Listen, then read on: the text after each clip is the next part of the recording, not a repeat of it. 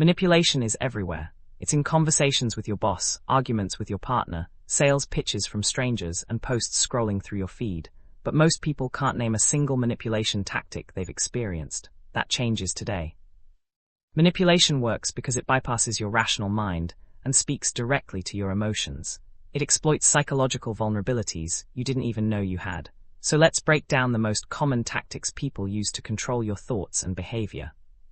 The first is called gaslighting. This is when someone makes you question your own reality.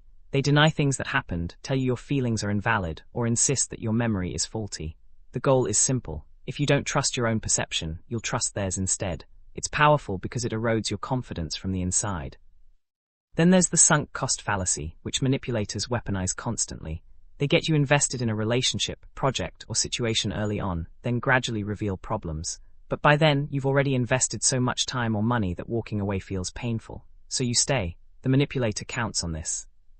Social proof is another classic. People are herd animals. We assume that if everyone else is doing something or believing something, it must be right.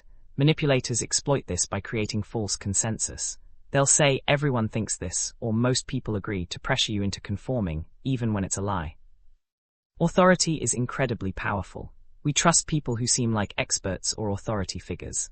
Manipulators exploit this by name-dropping credentials they don't have, mimicking professional language, or positioning themselves as more knowledgeable than they actually are. You comply because you assume they know better. Scarcity taps into fear. When someone tells you something is limited, exclusive, or about to disappear, your brain panics. Limited time offers, exclusive memberships, fear of missing out, these all work because scarcity creates urgency that overrides careful thinking. Manipulators use it to rush you into decisions before you can evaluate them properly. There's also the reciprocity trap. When someone does something nice for you, you feel obligated to return the favor. Manipulators give small gifts, do small favors, or offer to help, knowing you'll feel indebted. Then they cash in that debt by asking for something much larger in return. Flattery is disarming. People want to believe good things about themselves. Manipulators shower you with compliments, make you feel special, or tell you you're different from everyone else. It feels good, so your guard drops. That's exactly when they make their move. The foot-in-the-door technique starts small. A manipulator asks for something minor that you'll easily agree to. Then they gradually increase their requests, each one a little bigger than the last. By the time they ask for something major, you're already in the pattern of saying yes. It's incremental, so you don't notice the escalation until you're in too deep. Isolation is insidious. Manipulators cut you off from people who might question their behavior, friends, family, mentors. They become your entire social world. Without outside perspectives, you have no reality check. You can't see the manipulation happening because you're alone with it. Intermittent reinforcement creates addiction. Imagine someone who's sometimes kind, sometimes cruel, and you can never predict which.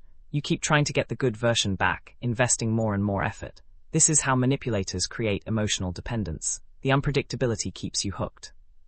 Finally, there's victim playing. A manipulator portrays themselves as suffering, misunderstood, or wronged. Your empathy kicks in, and suddenly you're comforting them, defending them, or changing your boundaries to accommodate their pain. But it's strategic. They're weaponizing your compassion.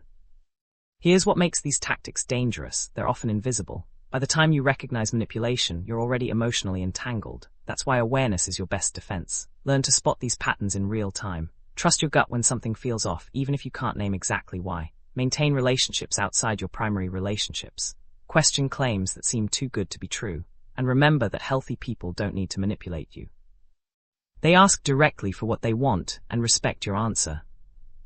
Once you see these tactics, you can't unsee them, and that's protection,